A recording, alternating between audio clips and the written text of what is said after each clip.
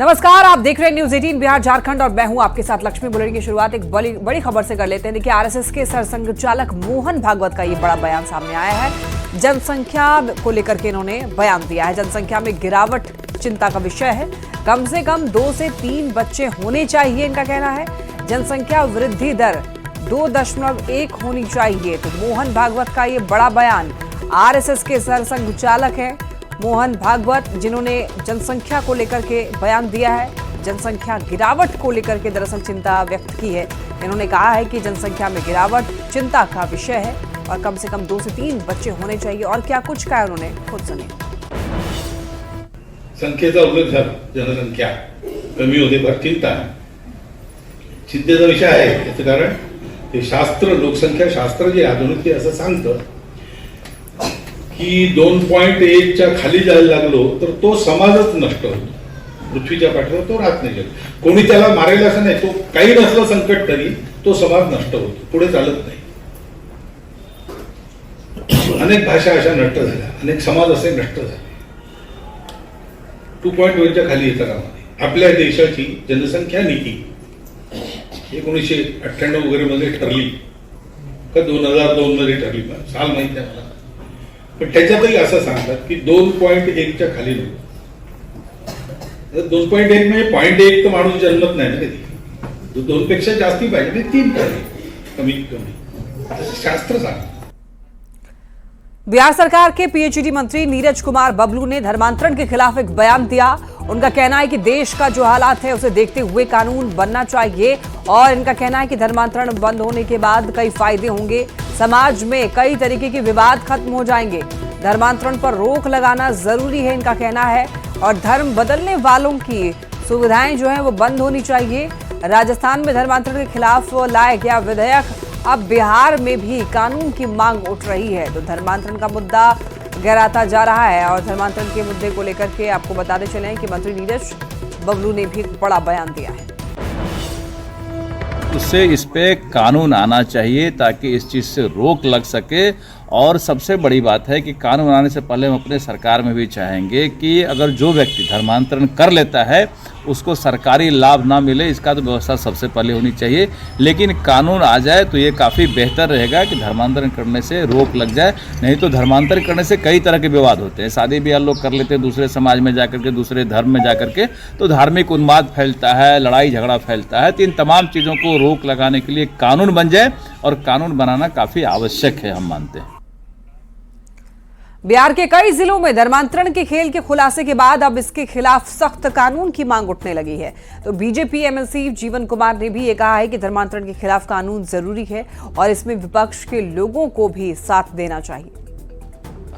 तो गया में क्रिश्चियन कम्युनिटी के लोग मास लेवल पर पैसा देकर, प्रलोभन देकर धर्मांतरण करने का काम कर रहे थे। हमारे दलित भाइयों को वो टारगेट करके जो है पैसा देकर, प्रलोभन देकर, हर तरह की प्रलोभन देकर वो, तो ये रुकना चाहिए। देश में इस तरह की जो कार्यक्रम चलाए जा रहे हैं उस पर कड़ा विरोध हम करते हैं और पूरे भारत में इस पर एक निर्णय लेकर सख्ती दिखानी होगी। और सख्ती हम तो विपक्ष के लोगों से मांग करते हैं कि आप भी इसके लिए प्रदर्शन कीजिए और हमारे साथ आइए और धर्म परिवर्तन जो हो रहा है उसको रोकने का काम कीजिए, आप हमारा साथ दीजिए।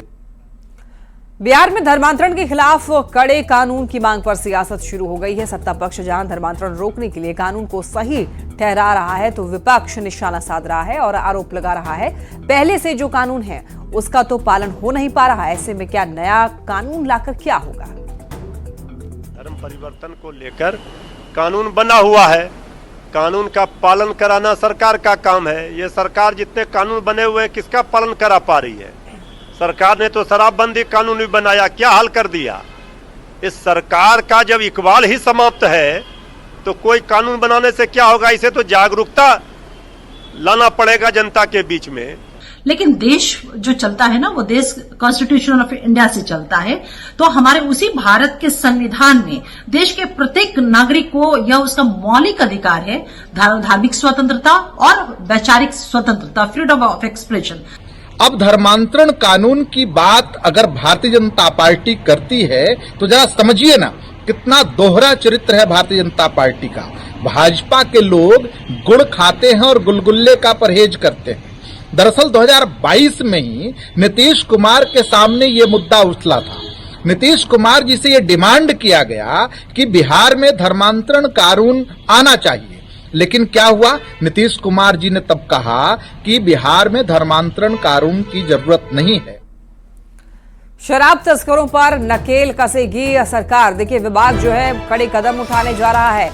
मद्य निषेध मंत्री रत्नेश सदा का ये बयान सामने आया है। पड़ोसी राज्यों के संपर्क में विभाग है। नेपाल के अधिकारियों से भी बात होगी और नए साल को देखते हुए विशेष पहल की बात कही गई है। जो शराब लाएंगे वो पकड़े जाएंगे। तस्करों की संपत्ति जब्त करने की भी कार्रवाई जो है वो तेज होगी। जो शराब लाएंगे वो पकड़े जाएंगे। शराब तस्करों की यानी कि अब खैर नहीं होगी। शराब लाने का जो उधर से रास्ता मिल जाता है उस रास्ता को बंद किया जाए और खास करके जो भी तस्कर है उस पर मेरा कड़ी निगरानी है। जो भी पकड़े जाएंगे वो बख्शे नहीं जाएंगे और जितना पहले था उसमें कमी आई है। सर, जो नेपाल के इलाके से भी बिहार के कई जिले जुड़े हुए हैं, तो नेपाल से कैसे बातचीत होगी? नेपाल सरकार से भी बात करवाएंगे, अपने सचिव से, वहाँ के मुख्य सचिव से बात करेंगे। तो बिहार के मद्य निषेध मंत्री शराब और शराब तस्करों पर नकेल की तैयारी में है, लेकिन बिहार में शराबबंदी के बाद भी शराब की तस्करी की क्या स्थिति है वो आपके सामने है। शराबबंदी की खुलेआम धज्जियां उड़ाई जा रही है। देखिए, 3 तस्वीरें टीवी स्क्रीन पर आपको दिखा रहे हैं सिवान, मोतिहारी और गोपालगंज की, जहां पर लाखों रुपए की शराब जब्त की गई। हालांकि तीनों ही जगह तस्कर भागने में कामयाब रहे। पुलिस ने शराब की खेप जब्त कर ली है, उसे नष्ट भी कर दिया है। लेकिन ये तस्वीरें यह बयां करती है कि शराबबंदी के बावजूद शराब तस्कर एक्टिव हैं और शराब जो है लोगों तक उपलब्ध कराया जा रहा है।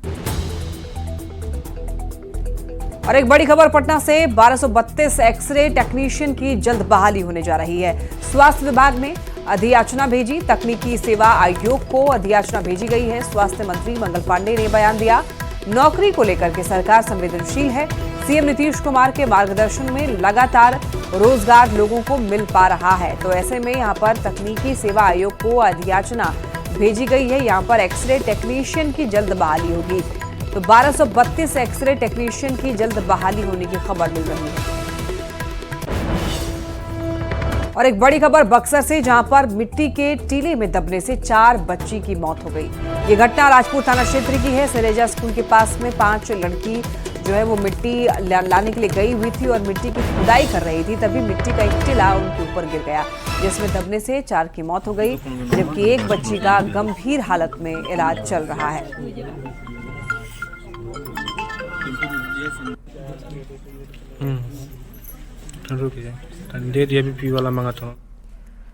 आम आदमी पार्टी के विधायक के जेल जाने पर केंद्रीय मंत्री चिराग पासवान ने अरविंद केजरीवाल पर निशाना साधा है। चिराग पासवान ने कहा है कि जिस पार्टी के अध्यक्ष ही खुद भ्रष्टाचार के मामले में जेल जा चुके हैं, जेल जा रहे हैं, उनके विधायकों के बारे में क्या कहना। चिराग पासवान ने कहा कि अगर देश में कोई सबसे भ्रष्ट पार्टी है तो वो आम आदमी पार्टी है और यही वजह है कि एक एक इस पार्टी के नेता और मंत्री जो हैं वो विधायक जेल में जा रहे हैं। और तो और स्वयं ये मुख्यमंत्री रहते हुए ये जेल गए और अब इनकी पार्टी के नेताओं का नाम ना सिर्फ भ्रष्टाचार बल्कि एक्सटॉर्शन में भी उनका नाम सामने आ रहा है। दर्शाता है कि अगर देश के इतिहास में कोई सबसे बड़ी भ्रष्ट पार्टी रही है तो वो आम आदमी पार्टी ही रही है। बीजेपी प्रदेश अध्यक्ष दिलीप जायसवाल ने अरविंद केजरीवाल पर जमकर निशाना साधा है। दिलीप जायसवाल ने कहा है कि अरविंद केजरीवाल जैसा नाटकबाज आदमी देश में नहीं है। नाटक सीखना हो तो केजरीवाल से सीखें। मैंने कहा कि अरविंद केजरीवाल से बड़ा कोई नाटकबाज आदमी इस देश में नहीं। नाटक सीखना हो तो अरविंद केजरीवाल से लोग सीखे। अन्ना हजारे जी ने खुद ये महसूस किया, जिस आंदोलन की उपज अरविंद केजरीवाल है। अन्ना हजारे जी ने भी कहा कि अरविंद केजरीवाल का क्या कैरेक्टर है। बांग्लादेश में हिंदुओं पर हमले को लेकर के केंद्रीय कपड़ा मंत्री गिरिराज सिंह ने राहुल गांधी पर निशाना साधा है। गुवाहाटी में केंद्रीय कपड़ा मंत्री गिरिराज सिंह ने कहा कि राहुल गांधी आज बांग्लादेश में हिंदुओं पर हो रहे हमले पर चुप्पी साधे हुए हैं, लेकिन संभल में वो पॉलिटिकल टूरिज्म करने जाने वाले हैं, जो कि बेहद ही दुर्भाग्यपूर्ण है। कांग्रेस को मुसलमानों में अपना वोट बैंक दिखता है। आज राहुल गांधी की जुबान बांग्लादेश के हिंदुओं पर नहीं, अब वो 2 तारीख को कहां जाएंगे? संभल जाएंगे पॉलिटिकल टूरिज्म करने। भारत सरकार कड़े शब्दों में बांग्लादेश को चेतावनी दी है और वहां के हिंदुओं से अपील करता हूं, एकजुट रहो और भारत के हिंदू उनके पक्ष में खड़े हो। मुख्यमंत्री नीतीश कुमार की प्रस्तावित महिला संवाद यात्रा पर सियासत शुरू हो चुकी है, जिस पर एलजेपी रामविलास के सांसद और पार्टी के सह बिहार प्रभारी अरुण भारती ने कहा है कि नीतीश कुमार जनता के बीच सरकार के काम का फीडबैक लेने जा रहे हैं और इसमें कोई भी फिजूल खर्ची नहीं है। मुख्यमंत्री जी यात्रा करके अपनी योजनाओं की सफलता के बारे में, क्योंकि आरजेडी वाले अपनी जंगल राज की विफलता को तो बता नहीं सकते हैं, तो सरकार अपनी सफल योजनाओं के बारे में जनता के लिए किए गए कार्यों को अगर जनता को बता रहे हैं, सही जानकारी दे रहे हैं और उन योजनाओं की सफलता जिससे लोग लाभान्वित हुए हैं उसके बारे में बता रहे हैं, तो ये सरकार का दायित्व है और सरकार ये सही काम कर रही है, इसमें कोई फिजूल खर्ची नहीं। बेगूसराय में स्वयं सहायता समूह से जुड़ी महिलाओं को निशुल्क ट्रेनिंग देने के लिए कार्यालय का उद्घाटन किया गया, जिसमें बिहार के डिप्टी सीएम सम्राट चौधरी शामिल हुए। उन्होंने कहा केंद्र सरकार और राज्य सरकार महिलाओं को स्वावलंबी बनाने के लिए लगातार काम कर रही है। महिलाओं को निफ्ट के लिए महिलाओं को सिलाई, कढ़ाई सहित अन्य चीजों की ट्रेनिंग भी दी जा रही है, जिससे कि आने वाले दिनों में महिलाएं आत्मनिर्भर हो सके। तो बिहार के उप मुख्यमंत्री सम्राट चौधरी आज बेगूसराय पहुंचे, जहां पर उन्होंने निफ्ट के द्वारा आयोजित कार्यक्रम में भाग लिया। बेगूसराय में निफ्ट के द्वारा आज स्वयं सहायता समूह से जुड़ी एवं जीविका से जुड़ी हुई महिलाओं को निःशुल्क ट्रेनिंग देने के कार्यालय का उद्घाटन किया गया। हमारी बहनें पीड़ा में कहती थी कि हमारे स्वास्थ्य की कोई चिंता नहीं करता। जब हम लोगों ने 2 मार्च को इसको लॉन्च किया और कहा कि जिसको भी खाने के लिए सरकार अनाज दे रही है उसको हम 5 लाख तक का गारंटी मोदी और नीतीश कुमार का देंगे कि उनके वो जब बीमार पड़े, वैसे भगवान करे कि वो बीमार नहीं हो, लेकिन यदि बीमार पड़े तो उसके 5 लाख तक का इलाज मोदी और नीतीश कुमार की सरकार करेगा। पत्नी ने खिचड़ी में गोभी नहीं मिलाया तो नाराज पति ने पहले पत्नी के साथ मारपीट की, फिर फंदे से लटक कर खुदकुशी कर ली। हैरान करने वाला ये मामला समस्तीपुर नगर थाना क्षेत्र की प्रोफेसर कॉलोनी की है। बिजली विभाग का एक कर्मचारी सुधांशु शेखर घर लौटा था। पत्नी ने खाने में खिचड़ी बनाई। खाने में थाली में खिचड़ी में गोभी नहीं दिखने पर पति भड़क गया और थाली फेंक दिया। वाद विवाद से बात मारपीट तक जा पहुंची और पति ने पत्नी की जमकर पिटाई कर दी और खुद भी फंदे से लटक कर आत्महत्या कर। हालांकि इस मामले पर पुलिस ने संज्ञान ले लिया है। पूरे मामले की जांच की जा रही है। मेड आई तो हमको उठाई, उठे उसके बाद फिर हम बोले खाना दे, तो बोले तो खाना दिए। उसके बाद खिचड़ी बनाए थे तो बोले गोभी नहीं डाली, हम बोले जल्दी जल्दी नहीं डाल पाए। उसके बाद हमको बुलाए तो नहीं सुन पाए। किचन में बर्तन धो रही थी, टीवी का साउंड भी बहुत तेज था। वो फिर सुने तो हम आए तो हम बोले क्यों बुला रहे हैं, तो खिचड़ी में काहे नहीं दी, बोले नहीं दी तो खा लीजिए, बोले नहीं खाएंगे, फेंक दिए खिचड़ी। उसके बाद फिर थोड़ा सा बात से किए, उसके बाद हम कुछ नहीं बोले। उसके बाद हम चल गए कपड़ा ला लेते घर, फिर कपड़ा लेके आते हैं 10-15 मिनट में तो देखते हैं फांसी लगाए हुए। जो अपने बिजली विभाग में जो सुधांशु शेखर जो थे उनके यहाँ कुछ प्रॉब्लम आ गया, जाके देखो क्या हुआ। हम तुरंत घर से निकले हैं और हम जाकर देखे तो सुधांशु जी जो है बिजली विभाग में जो काम करते थे वो फांसी लगा के लटके हुए थे। राजगीर में हुए बिहार एशियन चैंपियंस ट्रॉफी की विजेता टीम इंडिया को बापू टावर में सम्मानित किया जाएगा। मुख्यमंत्री नीतीश कुमार टीम इंडिया को सम्मानित करेंगे। साथ ही इस आयोजन को सफल बनाने में अहम योगदान देने वाले लोगों को भी सम्मानित किया जाएगा। शाम 5 बजे बापू टावर में सम्मान समारोह का आयोजन किया जाएगा, जिसमें शामिल होने के लिए टीम इंडिया पटना पहुंच चुकी है। ज्यादा जानकारी दे रही है संवाददाता विनीता मिश्रा। होली का पर्व बिहार के लिए गर्व बना।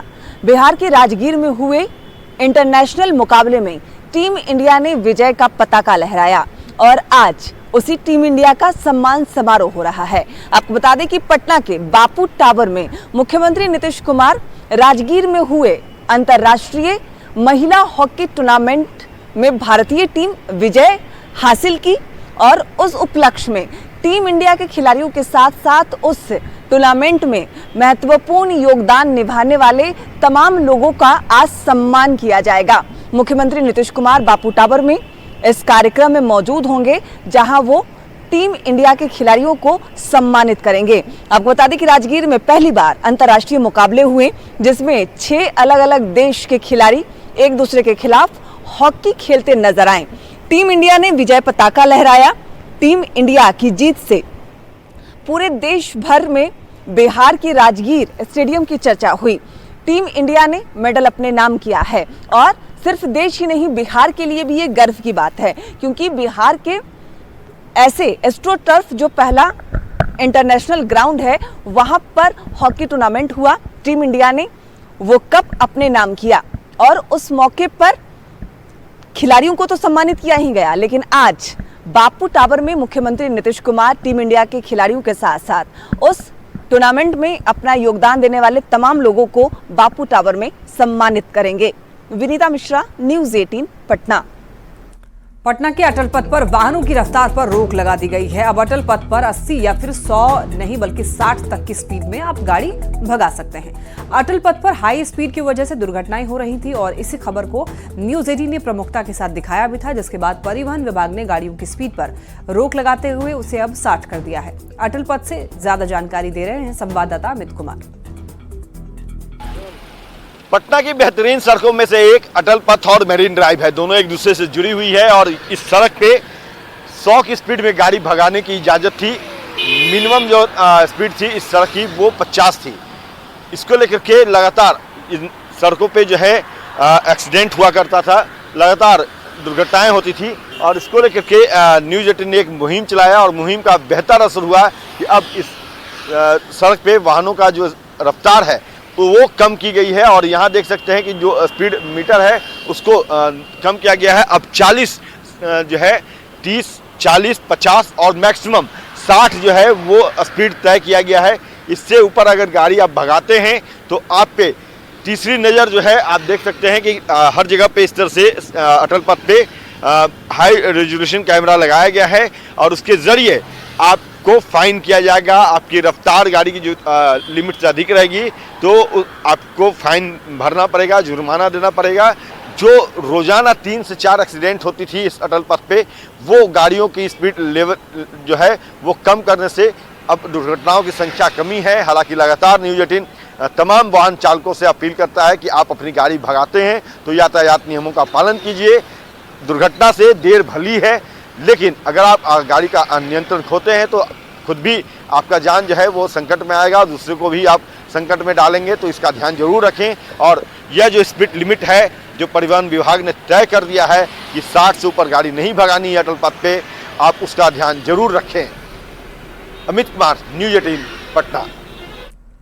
एलजेपी-आरबी के राष्ट्रीय अध्यक्ष चिराग पासवान ने आज भागलपुर में नव संकल्प सभा को संबोधित किया। इस दौरान नाथनगर के चर्चित समाज सेवी विजय यादव को पार्टी की सदस्यता दिलवाया और आपको बता दें कि सबौर हाई स्कूल मैदान में चिराग पासवान को देखने और उनको सुनने के लिए हजारों की संख्या में लोग पहुंचे थे। खासकर महिलाओं और युवतियों ने सभा में बढ़ चढ़ करके हिस्सा लिया। ज्यादा जानकारी दे रहे हैं संवाददाता विकास कुमार सिंह।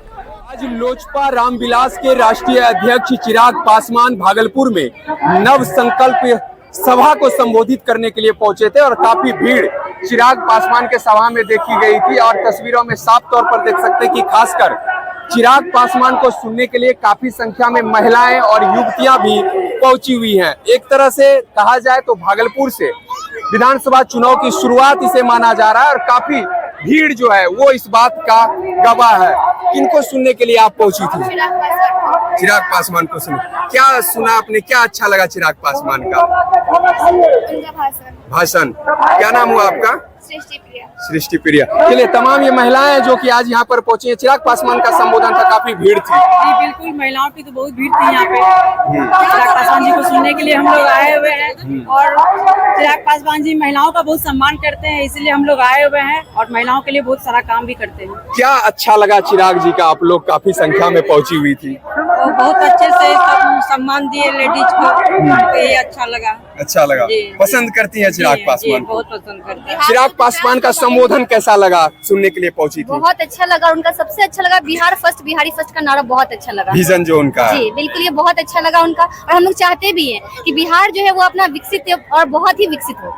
तो इस विजन को पसंद कर रही हैं आप? बिल्कुल बिल्कुल। क्या नाम हुआ आपका? संगीता चौधरी। चलिए, फिर इसे एक तस्वीर देख लीजिए कि आज चिराग पासवान भागलपुर पहुंचे हुए थे और उनके सभा में खासकर महिलाएं और युवतियों की जो भीड़ है वो यहाँ पर काफी संख्या में पहुंची हुई थी। बता दें कि भागलपुर आज लोजपा रामविलास के राष्ट्रीय अध्यक्ष जो है चिराग पासवान पहुंचे थे और यहाँ पर सभा को उन्होंने संबोधित किया है। विकास कुमार सिंह, न्यूज 18 भागलपुर। यात्रा पर प्रशांत किशोर के हमले पर डिप्टी सीएम विजय सिन्हा ने पलटवार किया। उन्होंने प्रशांत किशोर की तुलना अरविंद केजरीवाल से करते हुए ये कहा है कि बिहार में दूसरा केजरीवाल जन्म नहीं ले सकता है। वहीं मुख्यमंत्री की यात्रा को फिजूल खर्ची बताने पर आरजेडी पर भी हमला बोला। बिहार है, बिहार में दूसरा केजरीवाल जन्म नहीं ले सकता, क्योंकि केजरीवाल की स्थिति दिल्ली में लोग देख चुका है और इस मानसिकता से बिहार में बदलाव भी नहीं हो सकता। विपक्ष को मुख्यमंत्री के जनता के पास जाना फिजूल खर्ची है, तो हेलीकॉप्टर पर बर्थडे मनाना ये क्या है? और इसी के साथ इस बुलेटिन में इतना ही। तमाम खबरों के लिए आप देखते रहिए न्यूज़ 18।